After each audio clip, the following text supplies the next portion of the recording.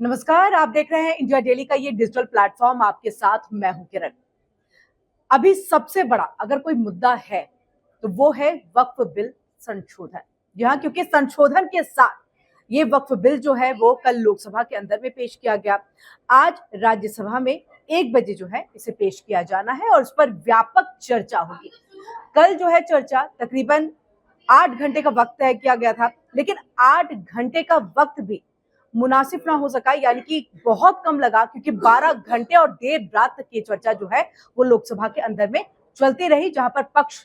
यानी कि सरकार की तरफ से तमाम पॉजिटिव पॉइंट्स जो है वो रखे गए कि क्यों ये संशोधन किया जा रहा है, क्यों ये जरूरी है। और इसी के साथ अब विपक्ष की तरफ से भी वहां पर पलटवार करते हुए सभी दिखाई दिए हैं। इन सब के बीच में आपको बता दें, लबो-लुबाव अगर देखा जाए 288 वोट के साथ लोकसभा से ये बिल जो है वो पास हो गया है। अब इसके बाद राज्यसभा में पास होना है। नंबर गेम की कोई चिंता नहीं, कोई बाधा नहीं है यहाँ पर, क्योंकि वहां पर भी सरकार बहुत अच्छे बहुमत के साथ जो है, यानी कि मेजोरिटी के साथ जो है इस बिल को जो है वहां से पास करा लेगी। लेकिन दो चीज और निकल करके सामने आ रहा है, क्योंकि देखिए ये कहा जा रहा है कि विपक्ष ऑलवेज हमेशा जो है वो मुस्लिम तुष्टीकरण की राजनीति कर रहे हैं। उनके लिए वक्फ बोर्ड में परिवर्तन संशोधन ये उतना बड़ा मैटर नहीं है जितना बड़ा उनके लिए मुस्लिम वोट बैंक है। यानी वोट बैंक को बचाने के लिए वो इस बिल का, इस संशोधन का जो विरोध है वो कर रहे हैं। ऐसे में अब सवाल ये खड़ा हो रहा है, क्योंकि देखिए एनडीए को पहले, यानी कि सरकार जो है बीजेपी की है,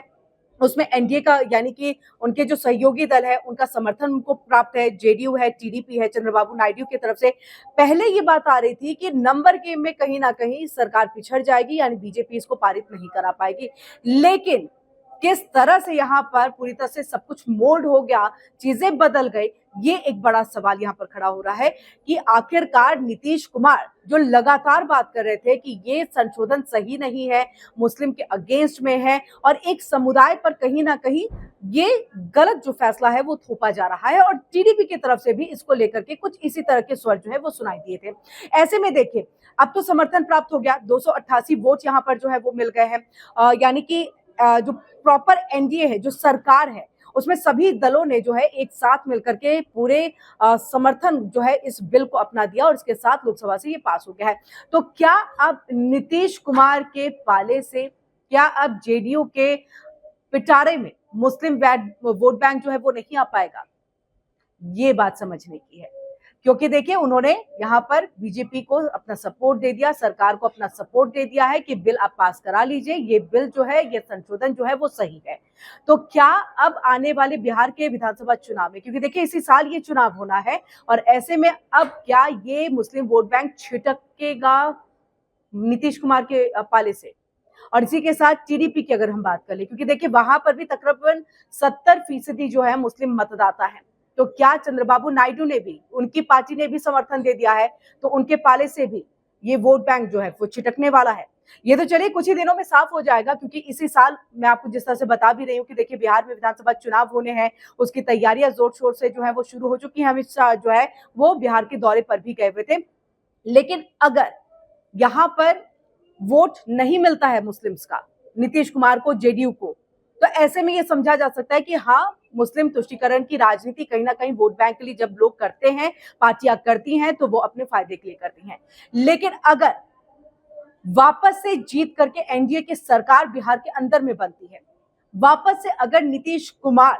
सीएम बनते हैं और अगर वो चुनावी मैदान में उतरते हैं, अगर वो भी जीतते हैं और जेडीयू को अच्छे नंबर्स मिल जाते हैं, तो ऐसे में ये बात साफ हो जाती है कि इन सब का फर्क, यानी कि चाहे 3 तलाक को हटाने की बात हो, या बात यहाँ पर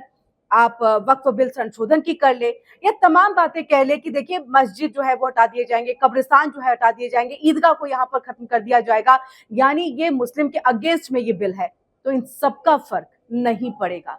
और ऐसे में पार्टियों को अपनी रणनीतियों को बदलने की आवश्यकता आन पड़ेगी, क्योंकि देखिए लगातार विपक्ष जो है अपने आप को सेकुलर बताते हैं, और सेकुलर बताने के साथ मुस्लिम वोट बैंक को भी अपने साथ लेकर के चलते हैं। और ऐसे में कई ऐसी चीजें होती हैं, कई ऐसे फैसले जो है वो लिए जाते हैं जो कहीं ना कहीं माइनॉरिटी और मेजोरिटी के बीच में हो जाते हैं, और इससे सवाल ये खड़ा होता है कि क्या ये फैसला जो है माइनॉरिटी के लिए नहीं आना चाहिए था? सिर्फ मेजोरिटी के लिए ही क्यों है? तो ऐसी कई चीजें हैं, लेकिन अगर ऐसा होता है, हम देखिए बिहार विधानसभा चुनाव का बस यहाँ पर इंतजार करना पड़ेगा, क्योंकि तस्वीर सब कुछ वहीं पर जो है वो क्लियर हो जाएगी। क्योंकि आज जब हम बात कर रहे थे सभी प्रवक्ताओं से, उसमें जेडीयू की एक प्रवक्ता थी अनुप्रिया, उन्होंने साफ तौर से देखिए ये कहा कि अब हिंदू मुस्लिम जो है दंगे फसाद बिहार के अंदर में नहीं होते। मुस्लिम समुदाय अब एजुकेट हो चुका है, वो समझने लगा है उसके लिए क्या बेहतर है क्या बेहतर नहीं है, और अब विपक्षी पार्टियों की तरफ से बरगलाने से भी उनको कोई जो है फायदा वो नहीं होने वाला है, और उनको ये समझना होगा कि ये बिल उनके पक्ष में आ रहा है। ये जेडीयू की तरफ से ये कहना है, लेकिन सब कुछ चीजें क्लियर होंगी वो है बिहार के विधानसभा चुनाव में कि क्या मुस्लिम वोटर्स वाकई जेडीयू के फैसले से यहाँ पर खुश हैं और अपना वोट जो है वो जेडीयू को देंगे, मुख्यमंत्री नीतीश कुमार को देंगे, एनडीए की वापस से सरकार बनाएंगे। और सेम ऐसे ही टीडीपी के साथ भी होगा। हालांकि अभी हाल ही में वहां पर जो है चुनाव हुए थे, ऐसे में चुनावी दौर जब वहां पर आएगा तो वो तस्वीर तब साफ हो पाएगी। लेकिन फिलहाल आप जो लबो-लुबाव चीजों है उसको समझ पाएंगे बिहार के विधानसभा चुनाव से कि मुस्लिम वोटर्स आखिरकार इस संशोधन के बाद किस तरफ जाते हैं और क्या वाकई अब रणनीति बदलने की जरूरत जो है बाकी विपक्षी पार्टियों को पड़ेगी। तो इसी तरह की कुछ और वीडियोस देखने के लिए आप लगातार इंडिया डेली के डिजिटल प्लेटफॉर्म के साथ जुड़े रहिए। मुझे दीजिए इजाजत, धन्यवाद।